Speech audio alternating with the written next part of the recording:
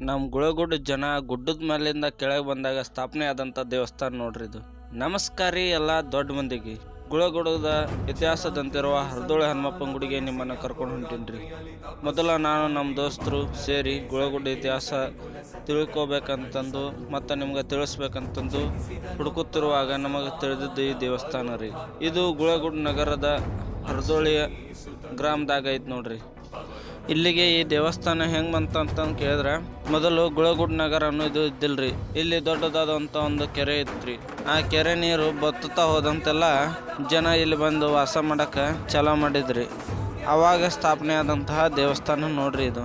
ಇನ್ನು ಈ ದೇವಸ್ಥಾನದ ಬಗ್ಗೆ ಇನ್ನೊಂದು ವಿಶೇಷತೆ ಹೇಳ್ಬೇಕಂತಂದ್ರೆ, ಇಲ್ಲಿ ತ್ರಿಮೂರ್ತಿಗಳ ಅವತಾರದ ದೇವಸ್ಥಾನನೂ ಅದಾವ್ರಿ. ವಿಶೇಷವಾಗಿ ಇಲ್ಲಿ ಚತುರ್ಮುಖ ಬ್ರಹ್ಮನ ವಿಗ್ರಹನೂ ಐತ್ರಿ.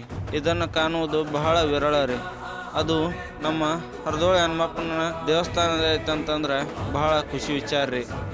ಅಷ್ಟೇ ಅಲ್ರಿ, ಇಲ್ಲಿ ಗಜಲಕ್ಷ್ಮಿ ವಿಗ್ರಹ ಪುರಾತನವಾಗಿಯೂ ಸುಂದರವಾಗಿಯೂ ಐತೆ ನೋಡ್ರಿ. ಇಲ್ಲಿ ವಿಷ್ಣುವಿನ ಅವತಾರವಾದಂತಹ ಪಾಂಡುರಂಗ ಮತ್ತು ಲಕ್ಷ್ಮೀದೇವಿಯ ಅವತಾರವಾದಂತಹ ರುಕ್ಮಿಣಿನೂ ನೆಲೆಸ್ಯಾರ್ರಿ. ಮತ್ತು ರೀ ಶಿವನ ಅವತಾರ ಆದಂಥ ಮೈಲಾರಲಿಂಗನೂ ಇಲ್ಲೇ ನೆಲೆಸ್ಯಾರ ನೋಡ್ರಿ. ಇದು ಸೃಷ್ಟಿಕರ್ತ, ಪಾಲಕ, ಲಯಕರ್ತರ ದೇವಸ್ಥಾನ ಆಗೈತೆ ನೋಡ್ರಿ. ನೀವು ಇಲ್ಲಿಗೆ ಬಂದು ಹನುಮಂತನ ಕೃಪೆಗೆ ಪಾತ್ರರಾಗ್ರಿ.